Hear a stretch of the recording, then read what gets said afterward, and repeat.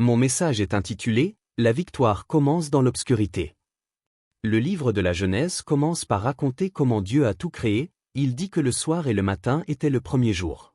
On pourrait penser que ce serait l'inverse, le matin et le soir étaient le premier jour, mais Dieu commence la journée dans l'obscurité. À minuit, rien ne semble différent. Si vous n'aviez pas de montre, vous ne sauriez pas que vous êtes entré dans un jour nouveau. Il fait encore sombre dehors, ça ressemble à 21h, 22h, 23h, il n'y a aucun signe que quelque chose ait changé, mais quand l'horloge sonne à minuit, dans cette seconde où rien ne semble différent, on passe du soir au matin. Il fait encore nuit, mais c'est un jour nouveau. Cela aurait plus de sens si Dieu commençait la journée dans la lumière, quand le soleil se lève à 6h ou 7h du matin. Quand l'aube se lève, la lumière vient, alors c'est évident que c'est un jour nouveau, nous pouvons le voir. Les choses ont changé, nous entendons les oiseaux commencer à gazouiller, le soleil vient à l'horizon, nous avons toutes ces preuves que nous sommes entrés dans une nouvelle journée. Mais délibérément, Dieu a choisi de commencer la journée dans l'obscurité. C'est symbolique de la façon dont il fait les choses dans nos vies. Il nous fait une promesse, et nous dit que nous sommes entrés dans un jour nouveau, qu'il nous redonne la santé, que nous allons prêter et non emprunter, que notre enfant va se remettre sur le droit chemin. Nous y croyons, nous prions pour cela, nous gardons la foi, mais rien ne semble changer, rien ne semble différent, il fait toujours sombre à l'extérieur. Eh bien, mon dos me fait toujours mal. Mon entreprise n'a pas grandi. Ma santé ne s'est pas améliorée. C'est ça la foi, vous ne pouvez pas le voir, mais vous devez savoir que vous avez passé minuit, vous êtes passé du soir au matin. Oui, il fait encore nuit dehors, oui rien n'a changé, mais le soleil est en train de se lever, la guérison est à l'horizon, la promotion, la liberté, les bonnes personnes, ce n'est qu'une question de temps avant de voir la lumière jaillir. Que l'obscurité ne vous décourage pas. L'obscurité ne signifie pas que rien n'a changé. L'obscurité n'est pas le signe que Dieu n'œuvre pas, qu'il n'a pas entendu votre prière. Les pensées vous diront, tu aurais déjà vu quelque chose depuis. Tu aurais dû te sentir un peu mieux, une de ces sociétés aurait déjà dû te rappeler, cette dépendance ne devrait pas être si forte. Vous devez marcher par la foi et non par la vue. Si vous marchez par la vue, vous vous dissuaderez vous-même, car à 23h30 la nuit ne semble pas différente de minuit. Tout ce que vous pouvez voir, ressentir, toucher, sentir, est identique, rien ne prouve que ce soit un jour nouveau. Mais le psalmiste a dit, psaume 56, 9, « Mes ennemis reculent au jour où je crie ». Vous ne pouvez pas le voir, mais quand vous avez prié, vous avez quitté le soir, pour arriver le matin. C'est un jour nouveau. Vous ne pourrez peut-être pas en voir la moindre trace, ce n'est pas grave, la victoire commence dans le noir. Et nous traversons tous ces moments où nous ne pensons pas que ça va marcher, des saisons où rien ne change. Nous faisons de notre mieux, mais l'entreprise ne se développe pas. Nous restons dans la foi, mais notre santé ne s'améliore pas. Il est tentant de penser que Dieu nous a oubliés, que nous aurons toujours cet obstacle. Le fait est que la lumière est en route. Ce que Dieu vous a promis est en route. Vous avez peut-être lutté dans un domaine depuis longtemps, vous croyez que les choses vont changer dans votre mariage, vos finances, avec la dépendance qui vous tient. Cela semble permanent. Dieu dit que vous êtes déjà entré dans un jour nouveau, vous avez déjà passé minuit, vous ne pouvez pas encore le voir mais la victoire est en route. Au lieu de vous plaindre de l'obscurité, ayez une nouvelle perspective. L'obscurité signifie que le soleil se lève, la promesse est sur le point de se réaliser. Qui peut empêcher le soleil de se lever chaque matin? Qui peut empêcher la lumière de jaillir à l'horizon? Toutes les forces des ténèbres ne peuvent pas arrêter ce que Dieu a ordonné pour vous, elles ne peuvent pas empêcher ce qu'il a promis de se réaliser. Face à cette obscurité, quand vous ne voyez pas de lumière, accordez-vous avec Dieu, Père, merci car c'est un jour nouveau. Il peut faire encore sombre, mais je ne marche pas par ce que je vois, je marche par ce que je sais. Et je sais que j'ai passé minuit. Cela signifie que ma guérison arrive, ma percée arrive, mon abondance arrive, ma victoire arrive. Lorsque vous réalisez que Dieu commence par les ténèbres pour apporter de nouvelles choses dans notre vie, vous ne serez pas découragé par les ténèbres, vous le remercierez au milieu des ténèbres, vous le louerez malgré ceux qui essaient de vous arrêter. C'est ce que Paul et Silas ont fait. Ils ont été mis en prison pour avoir partagé leur foi. Les chefs religieux, les Sadducéens ne les aimaient pas. Ils les ont accusés d'avoir provoqué des troubles. Ils avaient été mis dans la partie la plus profonde du donjon pour s'assurer qu'ils ne pouvaient pas s'échapper. Mais Dieu ne vous laissera pas entrer dans un problème dont il ne peut pas vous sortir. Si cette difficulté allait arrêter votre destin, Dieu ne l'aurait pas permis. Cela peut vous sembler trop grand, vous pensez que vous ne pourrez jamais le surmonter, mais ce n'est pas trop grand pour notre Dieu, il a déjà la solution. Ce problème ne peut pas vous empêcher de réaliser votre dessein. Ce revers dans vos finances, l'anxiété, la dépression ne sont pas permanents.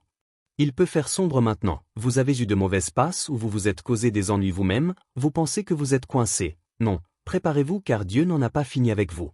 Ce qu'il a ordonné pour votre vie arrivera. Cette difficulté est une mise en place pour son apparition dans votre vie.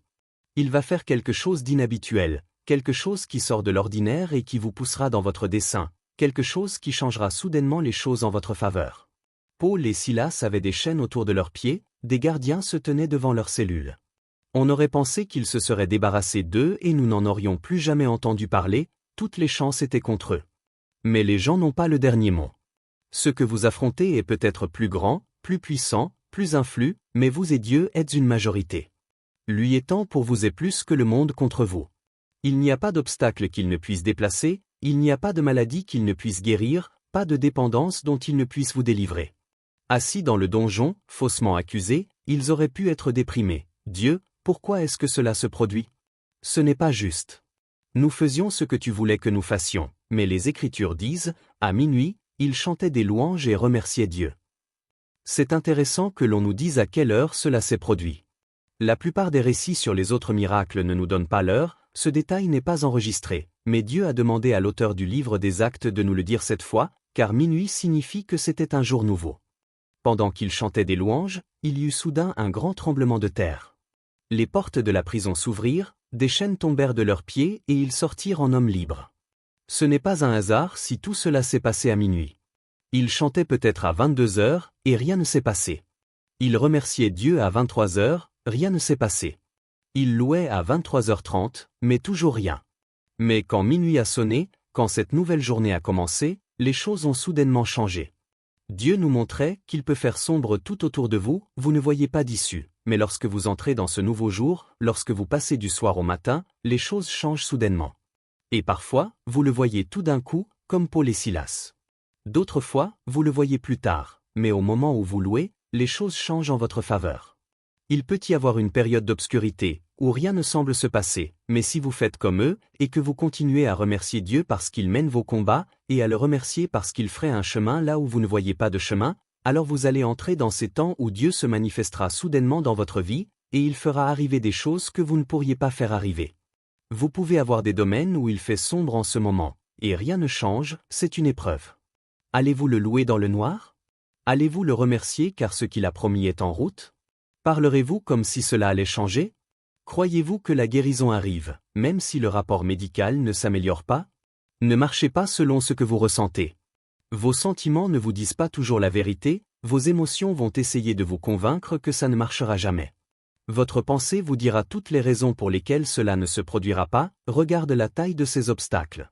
Marchez par la foi, Père, merci car je suis arrivé à mon minuit, merci car c'est un jour nouveau. Il fait encore sombre, mais je sais que tu commences la journée dans l'obscurité. Je sais que cela signifie que la lumière est en route. Gardez un chant de louange dans votre cœur. Eh bien, Joël, je fais ça depuis longtemps, je ne comprends pas pourquoi rien ne change. Le temps de Dieu n'est pas notre temps. Continuez à faire la bonne chose, vous êtes dans un jour nouveau. Vous avez passé minuit. Il peut être 3 heures du matin, vous avez encore quelques heures avant que le soleil se lève. J'ai appris que, plus cela prendra de temps, mieux ce sera. Dieu vous prépare à la bénédiction qu'il a déjà préparée pour vous. Et quand cela prend beaucoup de temps, c'est parce que la bénédiction est plus grande que ce que vous pouvez supporter en ce moment, il vous rend plus fort, plus mûr, plus confiant. Il prépare les autres personnes impliquées, il fait un travail en eux. Ne vous découragez pas parce qu'il fait sombre depuis longtemps, c'est un signe que Dieu s'apprête à faire quelque chose que vous n'avez jamais vu auparavant, ça va être plus grand, plus gratifiant, plus épanouissant que vous ne le pensez. Maintenant, continuez à le louer dans l'obscurité, continuez d'être bon envers les autres dans l'obscurité, donnez, servez. Quand vous faites cela, comme Paul et Silas, tout à coup, des portes vont s'ouvrir, tout à coup vous allez saisir l'opportunité, les bonnes personnes, la guérison, les percées, ça va vous catapulter vers l'avant. Lorsque ma mère a été diagnostiquée d'un cancer en phase terminale en 1981, elle était à l'hôpital depuis 21 jours. Un lundi soir, les médecins ont appelé mon père et lui ont dit qu'ils ne pouvaient plus rien faire pour elle. Ils lui ont donné quelques semaines à vivre. Mon père l'a conduite à la maison cet après-midi-là dans les embouteillages, c'était la plus longue route de leur vie. C'était une période très sombre. Ma mère aurait pu être déprimée, renoncer à la vie, mais elle savait que Dieu est un guérisseur et qu'il a le dernier mot. Mon père et elle sont allés dans leur chambre, se sont allongés sur le sol et ont prié. Dieu a dit dans le psaume 50, 15, « Invoque-moi au jour de la détresse et je te délivrerai. » Souvent, dans nos difficultés, nous appelons des gens, des amis, des parents, des experts. Et c'est très bien, mais assurez-vous d'appeler Dieu, demandez-lui de vous aider. Il a créé l'univers, il a mis les étoiles en place, il a tout pouvoir. Vous n'êtes pas obligé de le supplier, vous n'avez pas à plaider, il aspire à être bon avec vous.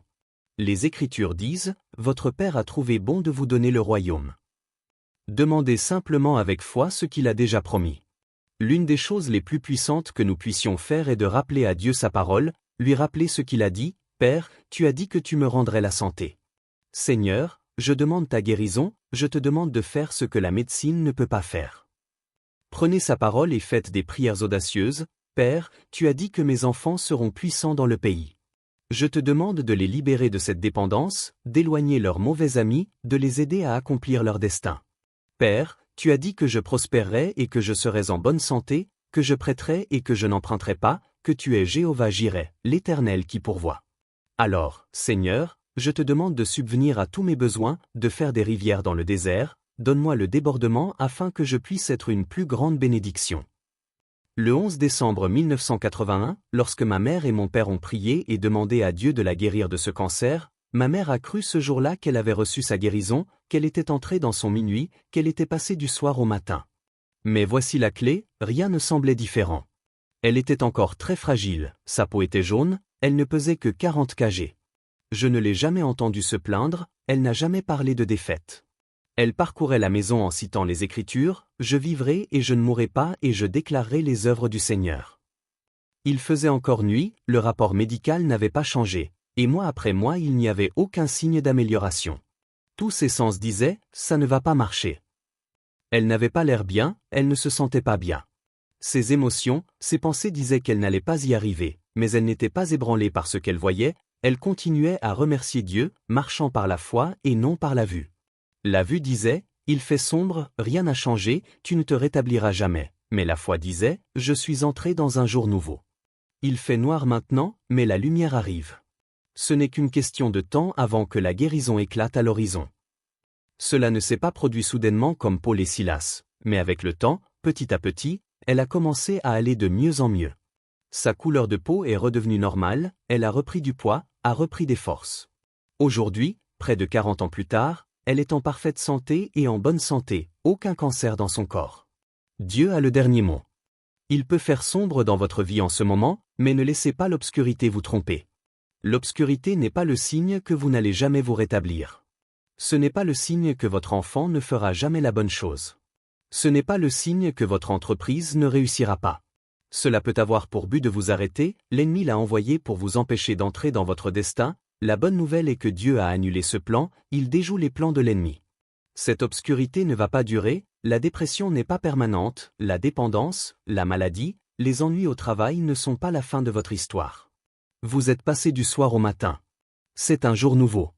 Le soleil est sur le point de sortir, la guérison est dans votre avenir, l'abondance est dans votre avenir, de bonnes relations sont dans votre avenir, la victoire est dans votre avenir.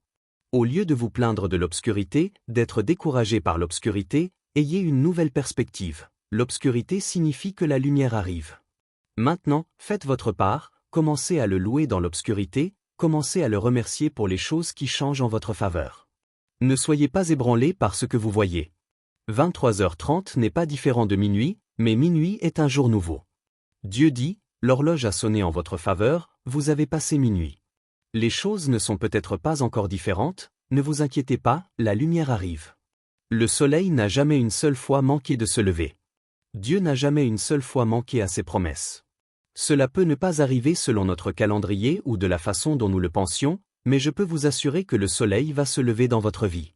Vous ne seriez pas en vie si Dieu n'avait pas quelque chose d'incroyable dans votre avenir. Eh bien, Joël, on dirait vraiment minuit. Minuit est une bonne chose. Dieu commence toujours dans l'obscurité.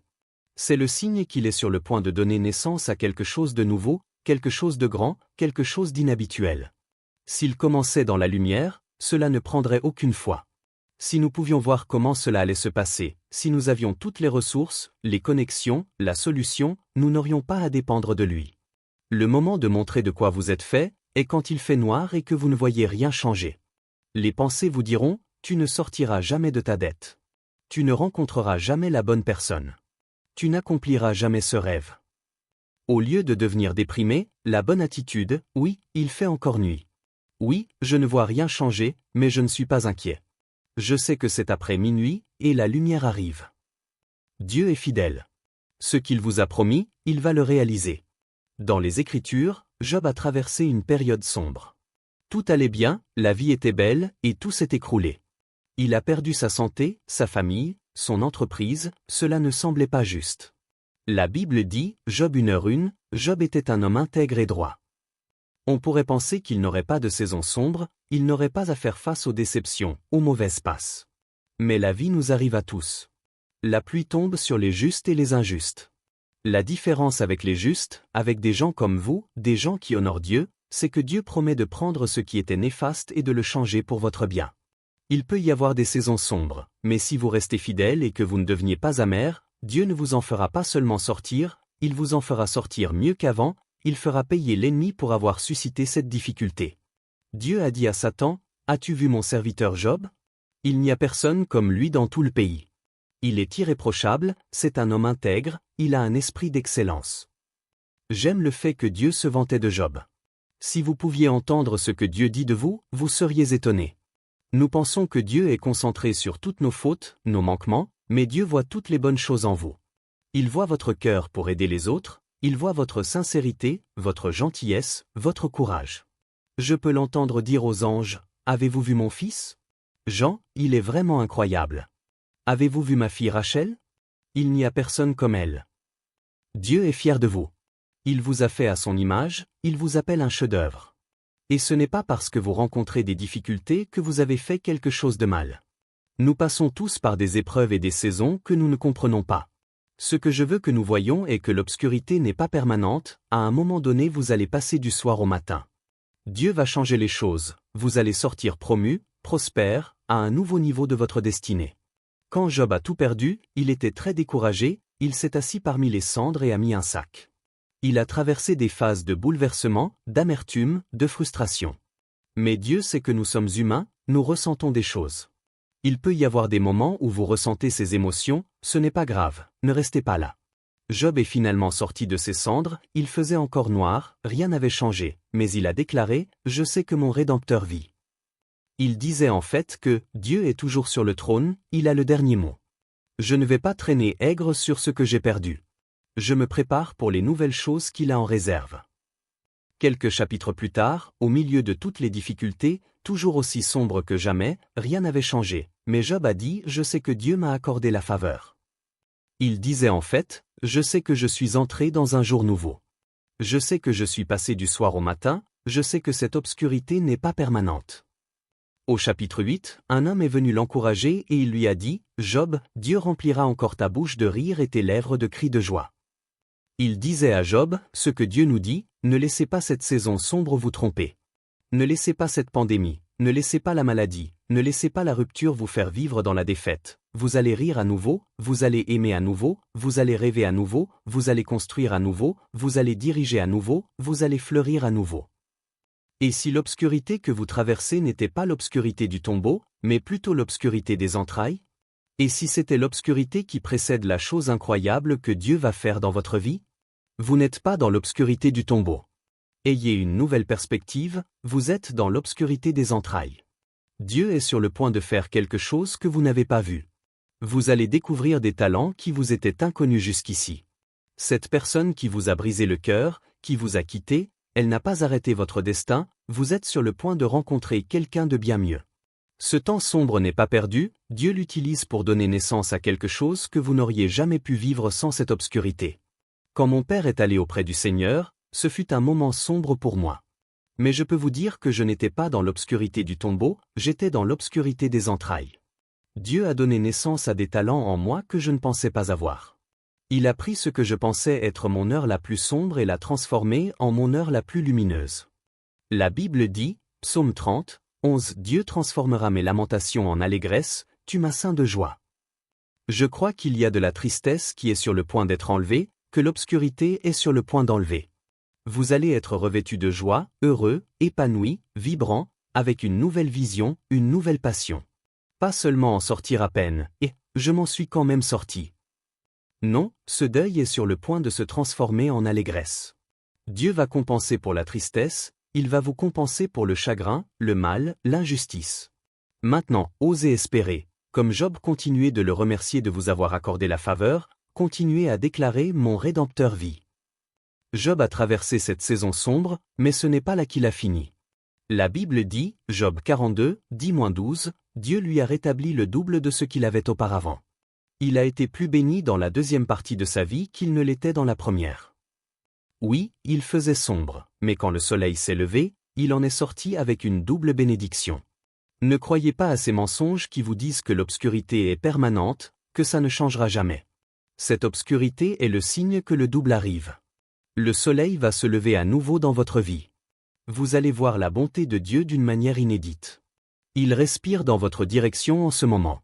Dans le domaine invisible, les choses changent en votre faveur, les forces des ténèbres sont repoussées, les bonnes opportunités se dirigent vers vous.